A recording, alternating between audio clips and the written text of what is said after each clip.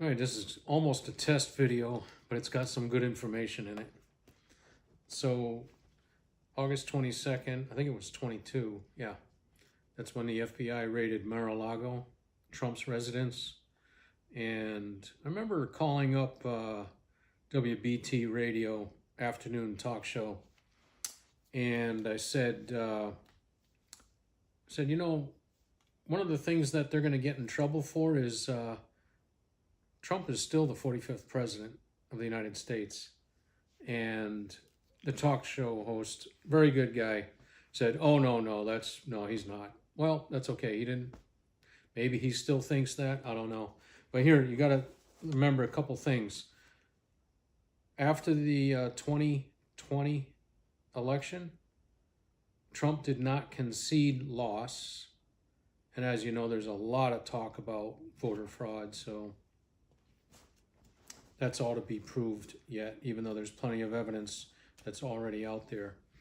Trump never conceded loss, right? Then he went down Mara-Lago Boulevard with the whole entourage of Secret Service with him at that point, making a statement. Then he opens up the office of the 45th president of the United States. Why did he open up the office of the 45th president of the United States? One of the things you have to realize is, if you're not familiar with this, just look it up. The Act of 1871, when after the Civil War, the United States was bankrupt, and the wicked international London bankers from England, which funded both sides of our Civil War, after they couldn't defeat us in the Revolutionary War and the War of 1812, that tyrannical set of families over there that did not want the United States to usurp their empire, the British Empire, which was, as the saying goes back then, the sun never sets on the British Empire, meaning they had parts of the world all around the world, countries that they'd taken over. And so they came over here in 1871, and they said, we'll bail you out. And they made an illegal backroom deal with the Senate, and they created the United States Corporation, which is basically the DC government, which they have owned ever since then. And that's why we're in such terrible mess, part of the reason. And they're the ones that created, in another illegal deal, the IRS, and then the Federal Reserve, which is them printing our money. So Trump already knows all this, and his goal is to get us out from under that. And in effect, he's already done it.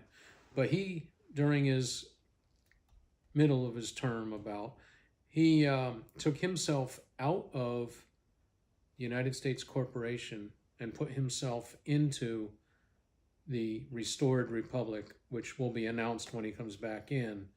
So he is still the president of the restored republic, the constitutional republic, and Butthead and Camel Dung are in the United States Corporation, which Trump already declared bankrupt. And when he returns, he will be declaring the United States Corporation bankrupt and insolvent, and he will be restoring the constitutional republic, which was designed by our founding fathers so that we wouldn't have a government like we have right now, where it's basically tyranny. So the other day, I said, hey Siri, who is Donald J. Trump? Donald J. Trump is currently the 45th president of the United States. Thank you and the very founder of much. the Trump Okay, where did that come from? All right, Siri does a lot of grammatical errors on our text messages, but just check it out yourself. Why is he still currently the 45th president of the United States?